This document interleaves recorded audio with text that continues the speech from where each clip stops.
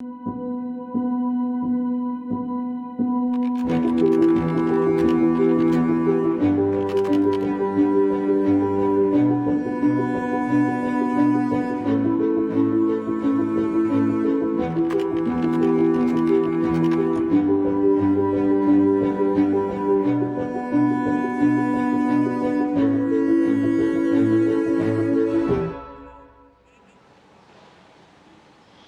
and welcome back. My name is Peter Spiegel. I'm the U.S. Managing Editor of the Financial Times.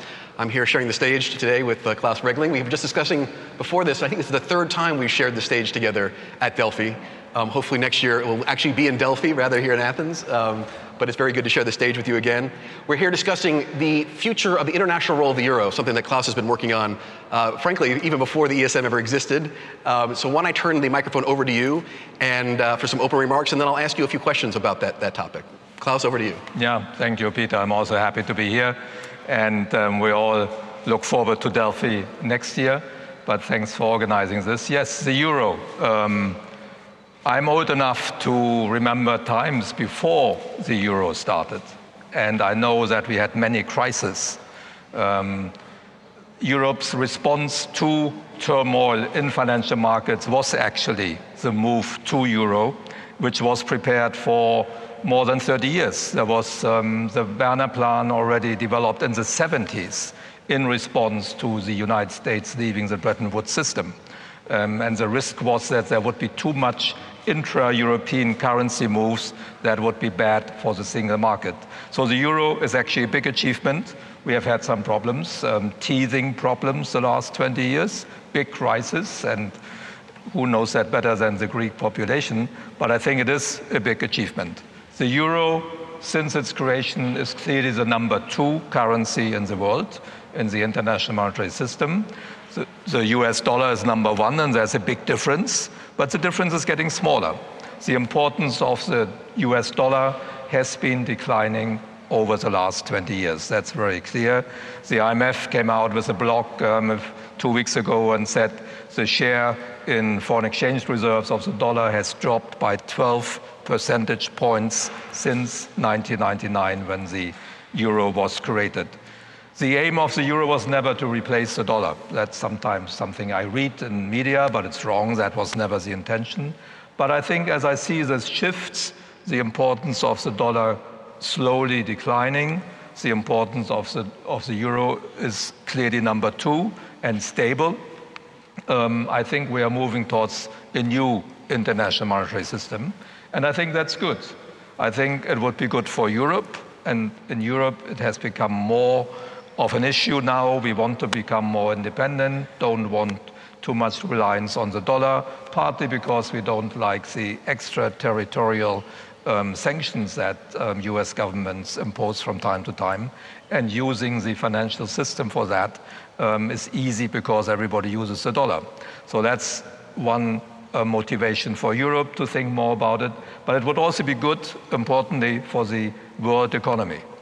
Because I remember the big debt crisis of emerging markets, early 80s Latin America, late 90s in Asia, and they always had something to do with the US dollar, the over-reliance of emerging markets when they borrow in only one currency. So I think it's good for Europe. It would be good for the world economy if we move towards a multipolar system. And I think in Europe we know how to do it, but I'm sure you will ask about that. Well, I want to talk a bit about the issue of extraterritoriality, because I think that has exacerbated by President Trump, the fact that the dollar was used sort of as a geopolitical tool. But before I get to that, let me just talk a bit about my favorite topic, which is the governance structure of the euro. Because if you look at, again, the dollar, but not even the dollar, if you look at even the renminbi in terms of competitors to the dollar and reserve currencies, they do have some characteristics that the euro still does not have, right? We still do not have common debt issuance. Now, obviously, the ESM plays a role in that, in some ways the first institution to actually issue common debt. We obviously have the new COVID rescue plan, which is also common debt, but you don't have a treasury market with the depth and liquidity that you have in the US.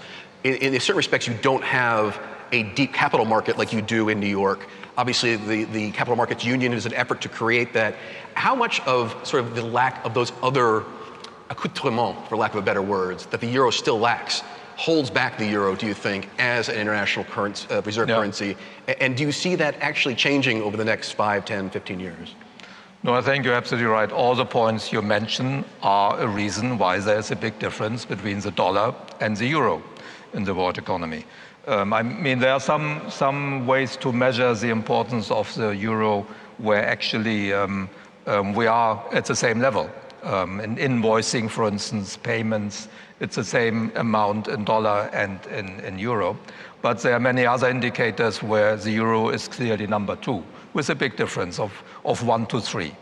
And the points you mentioned have something to do with that, but these are also the points we are working on.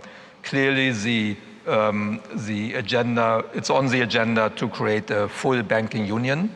We are not there yet. We have come a long way the last 10 years on banking union, but we know we should, for several reasons, complete that process. Same with capital markets union. We are not there yet. We know that. Many things need to be worked on, and it's technically complex. But it's clearly on the agenda. And this is not only because it would strengthen the international role of the euro, it would strengthen the European economy. That's the main driving force, of course. But then as a positive side effect, after it raises the growth potential in Europe, it also would make it more attractive for international investors, I think. And we need to develop the market infrastructure. Common debt issue, as you say, has increased significantly.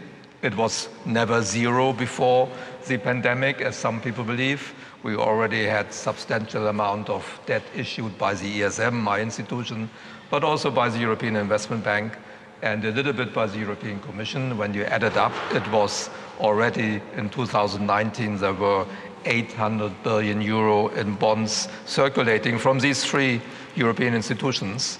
With the response to COVID-19, if all the things that were decided are implemented, it could go up to 2 trillion. So quite a big jump. And on top of that, of course, we have AAA and AA rated sovereign debt from a number of countries. So it's not the same as one US Treasury bond market. It's the same issuer. We have several issuers, but we will have many more safe assets than we had before the pandemic. And that's one important element to make the euro more attractive. Can I just challenge you a bit on this? Because I left Brussels, I think, 6 years ago. And capital markets union and full banking union and those were still on the agenda to be decided. Here we are 6 years later, and there's been very little progress. There's that famous Jean Monnet statement, which says the EU only moves forward through crises. Do you think that we can get to a full banking union, a full credit markets union without a crisis? Do you think there's any progress? I see very little political willingness to go in that direction. Well, I would challenge that there's little progress because there was no banking union. We didn't even know the word banking union in 2010. It appeared first in 2012. And people typically talk about 3 pillars of the banking union. And the first 2 pillars are there. We have a common supervisor, the SSM at the ECB, and that was a breakthrough. This is something that was already discussed during the Maastricht negotiations, and there was no consensus on that. And in 2012, it was decided to do it. So big progress. We have the Bank Resolution Board and Bank Resolution Fund. And now from next year, the ESM will provide a backstop to that. So that's the second pillar. So 2/3 is done. So I would think that is more than little progress. The third pillar is missing. So we know we are not there. The third pillar has important items like a common deposit insurance, better crisis management, how to deal with the sovereign exposure of banks. So difficult, also politically sensitive items, but it's 1/3 that's missing. And we are working on it. The Eurogroup discussed it in its last meeting 2 weeks ago. We are developing a work plan. It will take a few years. It will not be there next year. Similarly, on the capital markets union, the Commission has made proposals, several legislative proposals. Many of them have been implemented the last few years, but the more difficult ones not yet. So again, progress, but we are not there yet. Fair enough. But we know that this is important to work on because, again, good for the European economy, good for the international role of the euro. Let me turn then now to this issue of extraterritoriality, because I don't think it started under President Trump. In many ways, it was Barack Obama who started using the dollar as a geopolitical tool on sanctions, on Iran, sort of using the threat of being disconnected from the dollar system as a tool for foreign policy. But clearly, under the 4 years of Trump, that became metastasized. I mean, he saw the dollar as a weapon. And in many ways, that increased support for an alternative to the euro. Can I ask a bit about that? And to what extent do you think Trump, in many ways, was a helper to helping the euro become a bit more of a international reserve currency? I think it certainly raised the awareness of many Europeans that there was a problem. And we know that Trump did not believe in multilateral approaches. And Europe, the European Union, is the ultimate believer in multilateral approaches. That's how we live, that's why we exist. So there was a big clash. So that certainly accelerated this move to be more aware. But as you say, it did not start, there was some of it before. And now I think it's on the agenda. The Euro Summit in March had it for the first time ever on the top of their agenda at a summit that was unprecedented. So now it's there. And there's another reason why I think in Europe we are now becoming more aware that we should do something and that it's important for us Europeans to act on this. It's that the Chinese renminbi is coming up. Until recently, that was not really seen as an issue or as something that was happening. But we do know that the Chinese government has made it a top policy priority to reduce the reliance on the dollar. And given that China will become the largest economy in the world over the next few years, that will provide the economic weight to do that. They know they have to do many other things. They have to open their capital markets. They will always have some problem in the foreseeable future that the credibility of the legal system at the moment only exists in Europe and the US, not in China. And that is a big minus for developing the role of the renminbi. But on the economic side, they have many pluses, and they have arranged many bilateral arrangements with neighboring countries in Asia to invoice trade already in renminbi. There is more and more debt issued in renminbi also by non-Chinese issuers. So I think China is coming from very, very low, much below the euro, but moving up very fast. And given that these will be the two big geopolitical and economic powers in the world, Europe would only be a third. So I think that's another reason we have to work on our agenda, which is well defined. Well, this is what I was going to ask. Just try to tie the two issues together. Do you sense that the bad behavior, for lack of a better word, by the Trump administration and the rise of the renminbi, has that focused the minds amongst the finance ministries to get banking union done, to get credit markets? Do you see more momentum because of the threat posed by Beijing and, to a certain extent, Washington? No, certainly during the Trump administration, that definitely added to the impetus. Yeah. Of course, economists, as I already said, were always convinced that banking union, capital markets union would be good for the single market. We don't have a single market in banking services at the moment. We have no European capital market. It's fragmented. And if we make progress there, it will really help our potential growth rate. But then, as a side effect, it will also help, I think, on the international role. Let me talk again about this issue of the euro as, I don't want to say a counterweight to the dollar, but as an alternative to the dollar. Again, from a geopolitical perspective, the countries that became, I guess, most angry about the way Trump dealt with the dollar as a weapon were countries, let's be honest, that I'm not sure Europe necessarily wants to be allied to, right? The Russians were very angry about this.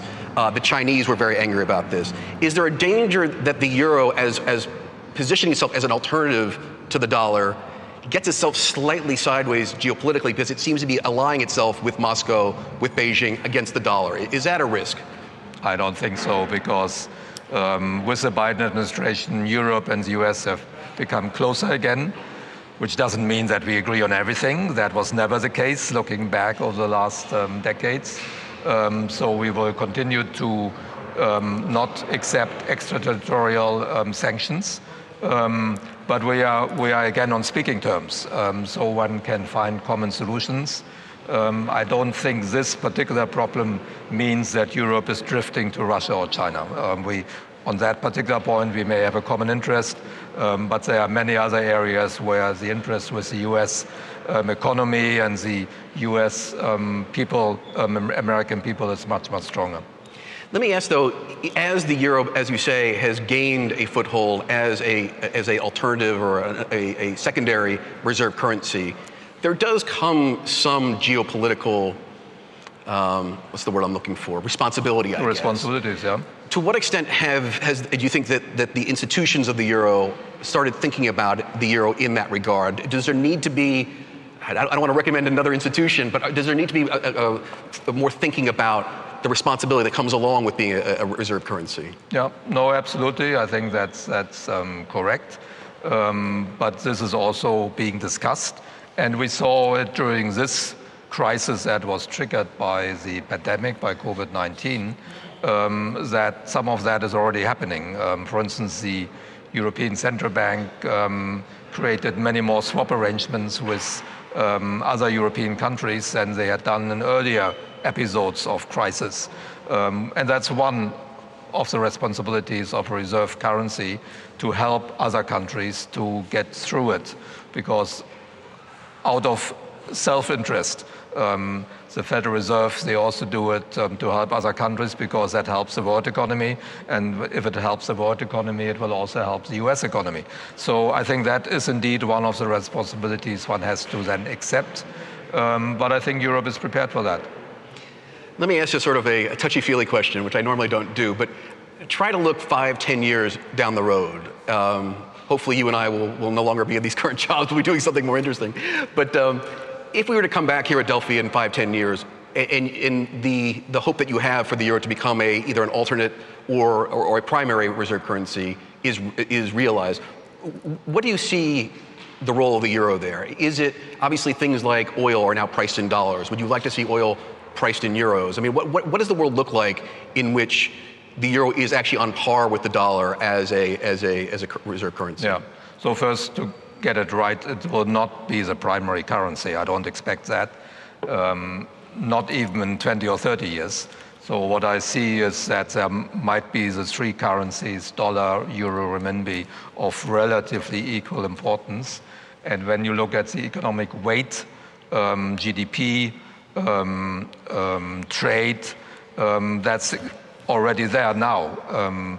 Depending how you calculate the GDP weights, if it's at purchasing power parities, China is already clearly number one, and US and Europe are about the same level. Trade, Europe is ahead, the EU. There's more trade coming out and going into Europe than the others. So these are the three prime candidates, but of equal importance, so not one replacing the other. And it is a slow process. In world history, economic history, moving from one dominant currency to another always took several decades. When the dollar replaced the British pound, that took several decades. Before at one point the US dollar, the British pound replaced the Dutch guilder. This takes time, and for very good reasons, because the institutional inertia and the markets is very pronounced. But what will happen, I think indeed there could be more denomination in euro of certain commodity prices, including oil. And already today we have, outside the euro area, which comprises 19 countries, we have 50 other countries around the world that have in one way or another a link with the euro. Some, like Denmark, is in the EU and has a currency board almost with the euro, but they are not part of the euro area. Bulgaria, Croatia will probably enter the euro area, so it will continue to grow. But at the moment, they have a pretty fixed exchange rate.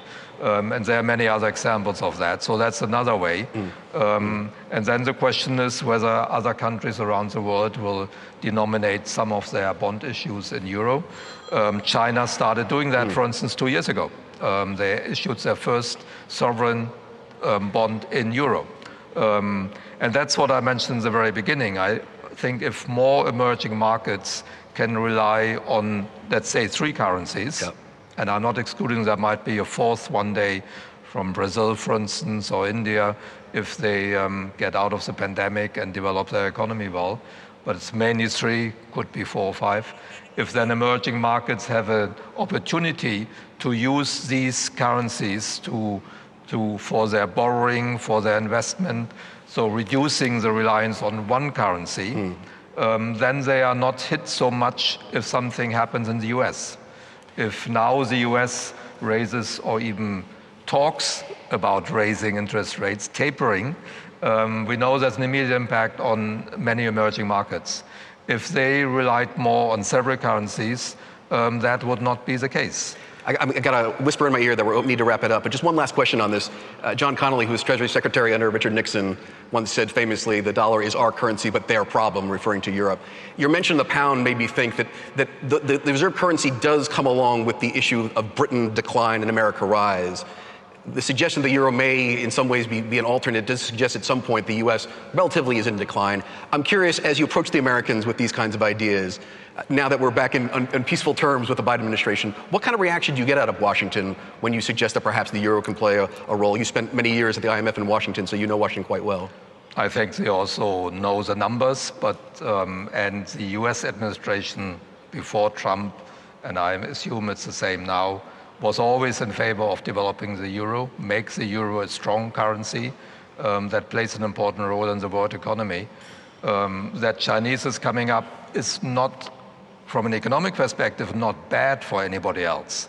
It means the relative weights are shifting, but it does not at all mean that in Europe or the US our standard of living is declining. It's just that they are growing faster in China than the US or Europe will be able to grow, because even after 40 years of strong growth in China, their GDP per capita, their standard of living, is still only 1/3 of Europe's average. So they have a long way to go in catching up.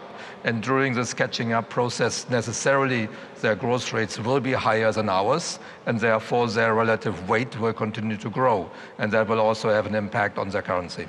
So obviously Barack Obama, Tim Geithner played a key role in helping on the Eurozone crisis, as you say, supporting the euro and its continuation. But no pushback on this issue of reserve currency, alternate currency, when you raise this issue in Washington at all? No, not really.